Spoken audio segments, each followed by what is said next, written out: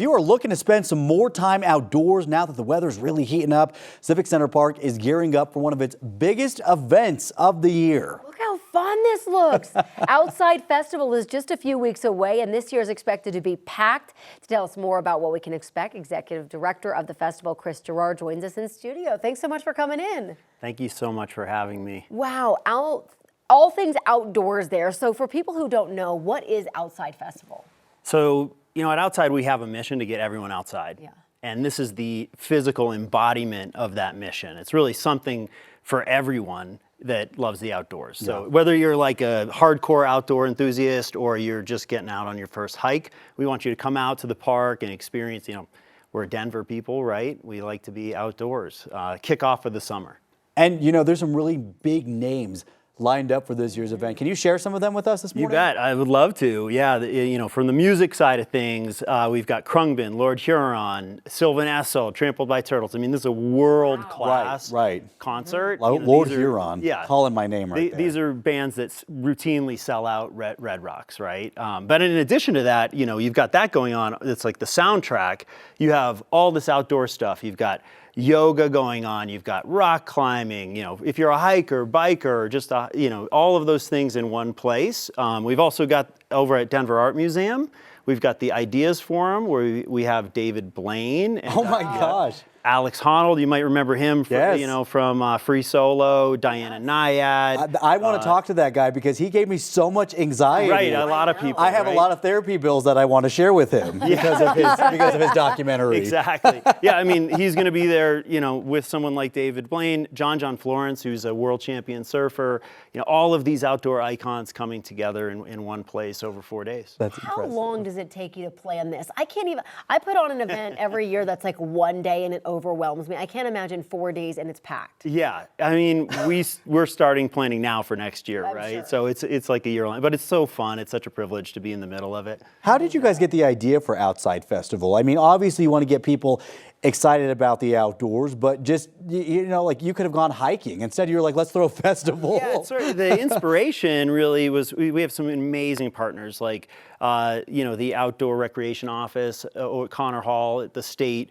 Mayor Johnston and Governor Polis have been really helpful in shaping this idea of creating the South by Southwest of the outdoors right here in Denver, right? So that was really kind of the idea, was with Outside being right in the middle of the outdoor industry, how could we create something where the global outdoor enthusiast would be like, I got to go to Denver to kick off summer. And it's really coming to fruition. Oh my gosh, that is so wild. I hear that there's some type of competition this year.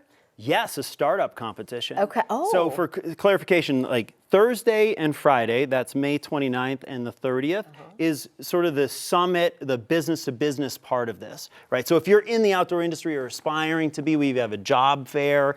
And on Thursday, it's our very own like Shark Tank. I love it. So I love it's called Ignite. It's all these startups, outdoor startups that are bringing their ideas. All right. Thank you so much for coming in. All the information, of course, was posted up there. It's on 9news.com as well. Thank y'all for being with us.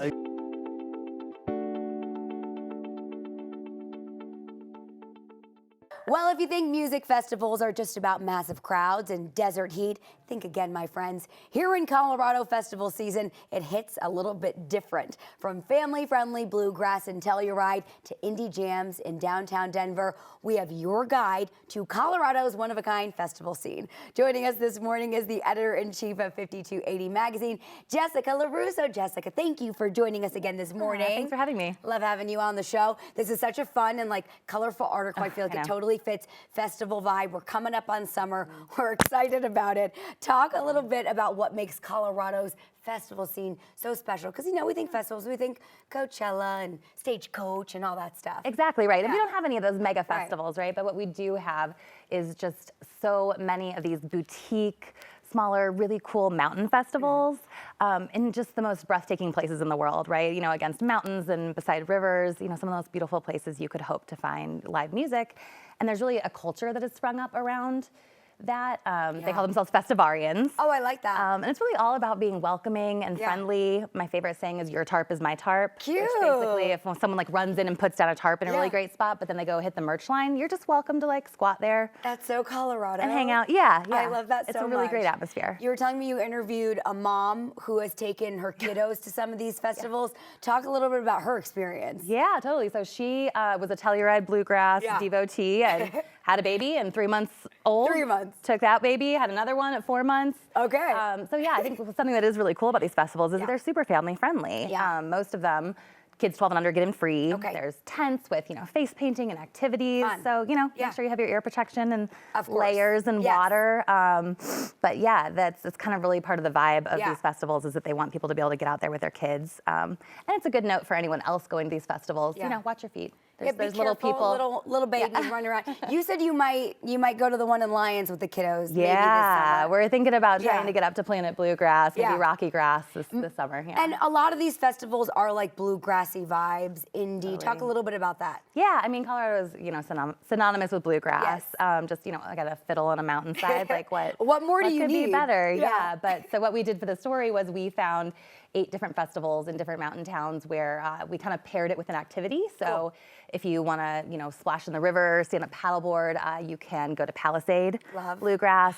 In Keystone, you've got Bluegrass and Beer, which is what it sounds like. I mean, what more do you need? Craft Beer Fest. Yeah. And there's even Winter Wondergrass and Steamboat. Okay. If you want to pair your Bluegrass Festival with a ski trip, that one's outdoors in the winter. I love it. Oh my gosh. Okay, you mentioned a few, and I feel like these are the ones we need to mark our calendars for, but any others like totally top of the list for you, Jessica? Yeah. Well, I think it's not I know always it's possible. hard to say. Oh, no. Yeah. Okay, we've got plenty to talk about. Yeah. So I think when it's not always possible for everyone to get up to the mountain festivals, right? Jazz Aspen Snowmass, I would say, is one to put on your bucket list. That's on mine. Especially if you don't love bluegrass, they get a lot of musicians across genres. We've got Lenny Kravitz coming this year. Stop. Luke Bryan. Oh, I need to find my way there, girl. But if you can't make it up to the mountains, we also have a list of city festivals. Outside Fest is coming at the end of this month. Oh yeah, that's super cool. Yeah, Lord Huron, which is kind of indie rock. Trampled by Turtles, a little more jam bandy. Cool. There's Punk in the Park this summer. There's even for our hardcore metalheads, there's Unhinged Fest. Wow. At National Western. There's You won't something- see me there, but no, you won't it's see there. me there. There's something for everyone. There's Jessica. something for everyone. What did you enjoy most putting together this article? Yeah, I think it was really just talking to, again, these festivarians, this community of people that have sprung up. They are so kind and so welcoming. There are forums online where if you're new and you're intimidated, you don't know where to find tickets or camping passes or what to pack, they'll help you out. Cool. It's just a really great community of people. It sounds like it. That's awesome. How can we connect with 5280? Get the magazine, get the new issue, all that good stuff. Yeah, absolutely. So yeah, this beautiful illustrated cover. This is on newsstands right now. Okay. Everything's online, 5280.com. Amazing. Jessica, thank you so much for joining us this morning. Thanks for having me.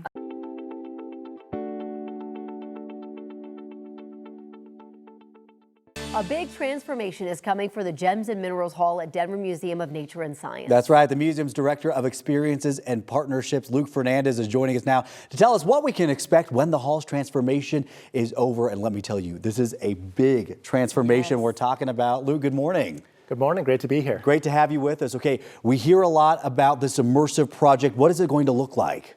Absolutely. So we're completely transforming the current Gems and Minerals Hall to be an underground experience that transports guests to 4 different distinct immersive underground experiences, over a dozen hands-on interactive exhibits, over 100 display cases holding over 1,000 mineral specimens. Oh my gosh. So I'm seeing some of the renderings behind you of what it's going to look like. And you were talking about how people will get to really interact with these exhibits, and it's family friendly, all ages.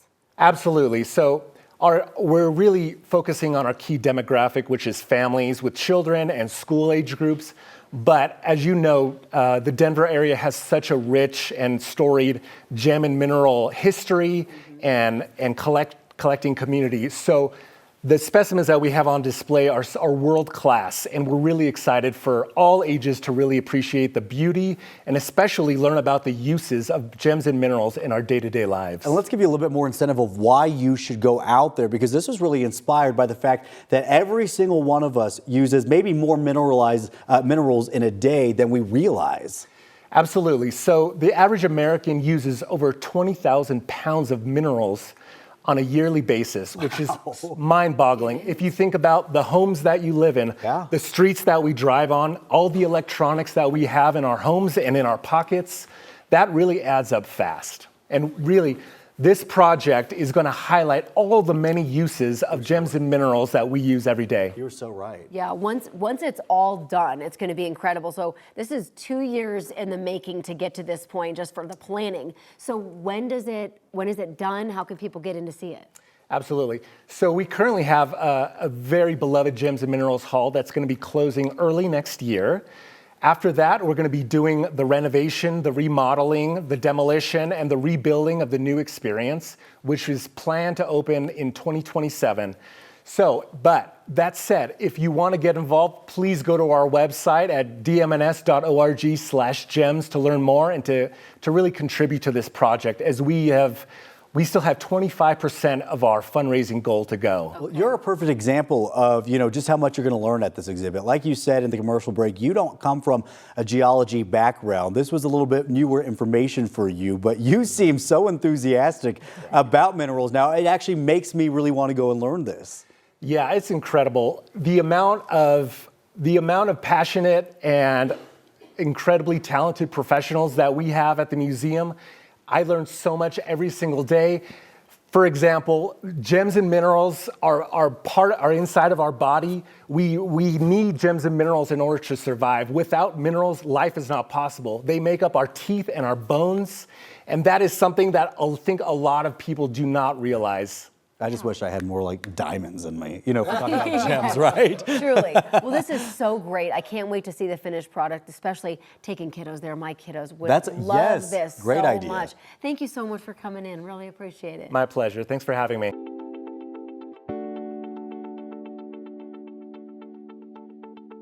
An iconic 6-story sculpture now calls the Aurora Highlands home. Liberty was inspired by the Statue of Liberty, and over the weekend it was installed along the art walk there.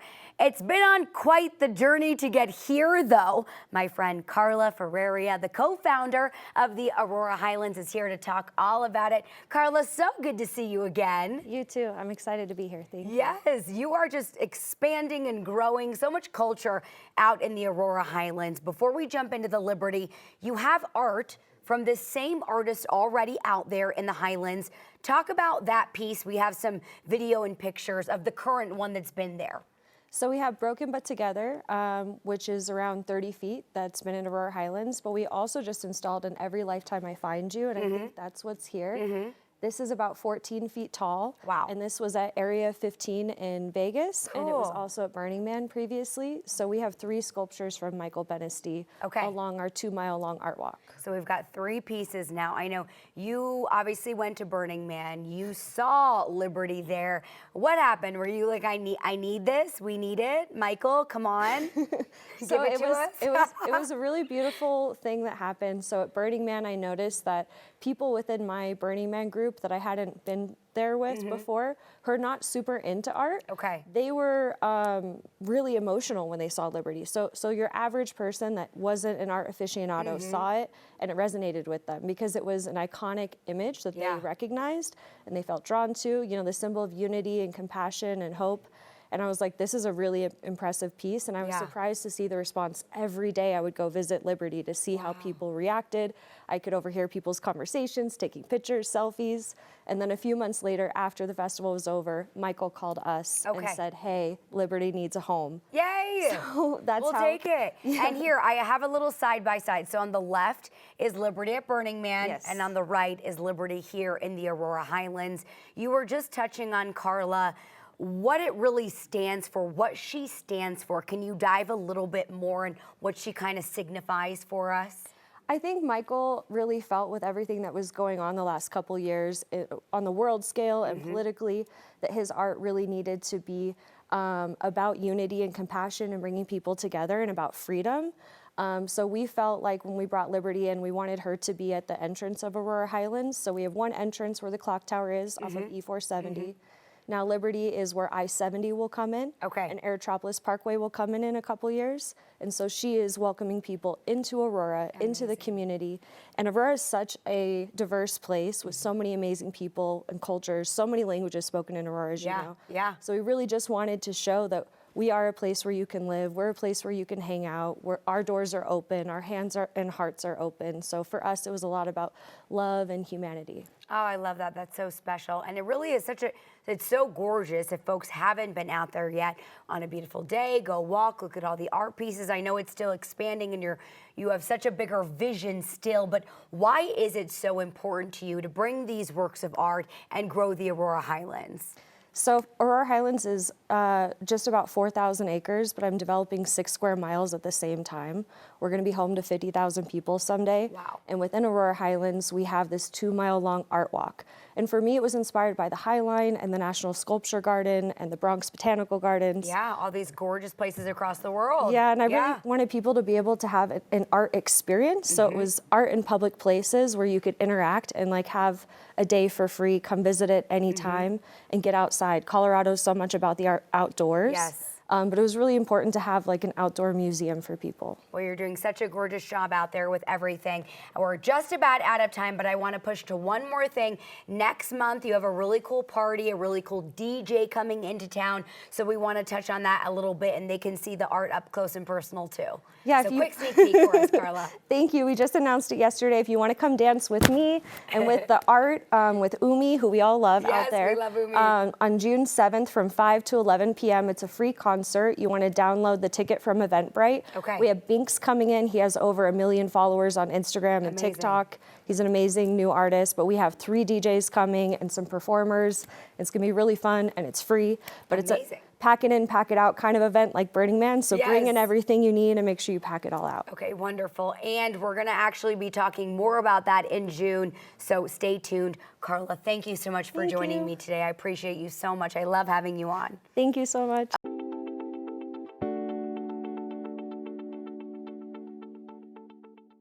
So you were talking about, you saw this, well, over 2.5 million other people saw this, 350,000 likes. The Lakewood High School drumline now going viral on TikTok. I'm telling you, we've been looking forward to this performance all day. It's a performance they gave at the school's Pops concert last week. So joining us this morning, we have the students behind that viral video.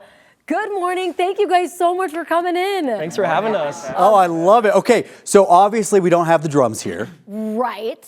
But you guys got this. I mean, we're going to have a whole performance here coming up in just a second. So Shay's right in the middle. You're the designated spokesperson. Yes, Drew the short straw. Sorry, what was that? Who came up with this? So Mr. Jankowski came up with this idea. It's a piece called Book Bash. It's composed by Brian Slauson. And we just decided it'd be a fun thing to play for our Pops concert this year. Our Pops concert's kind of like our big festival at the end of the year, so we want to play something fun. So why improvise, without your drums? Like, is that hard going from an actual instrument to, drumming off of books, a desk? You're like the student version of Stomp. Well, it's funny because we do this all the time. We're always sitting in class playing on the desk anyway, so transitioning to the books isn't very hard. Anything can be a drum. Are you Absolutely. shocked that it has 2.5 million views? Like, did you have any idea it was going to go crazy like that? Yeah, so this blew up. I mean, we were very surprised that this was such a big thing. I remember just looking at my phone in the morning and be like, okay, what happened here? I love it. This is crazy. And it's awesome because you guys sound like you'll have a really cool teacher right here. Absolutely. Who's not even supposed to be playing this morning, is subbing in. Remind us your name. Austin Jankowski. Okay, what is it like? How proud of you, or how proud are you of these guys? This is just such a great group of students. They work so hard throughout the year playing. They got the state championship for winter percussion this year, so that's kind of their big thing. But this is just such a great way to end the season, end the year on something different and fun. So super proud of them. Way to step up too, because you were saying that there was one more kid supposed to be here, but they're not here, and so you're going to do it. You're stepping in. Yep. Yeah. Oh my goodness. I know everyone at home's like, get out of the way, Corey. Okay. Let's see. Yeah. Let's move it up. Move it up. All right. So you guys go ahead and take it away.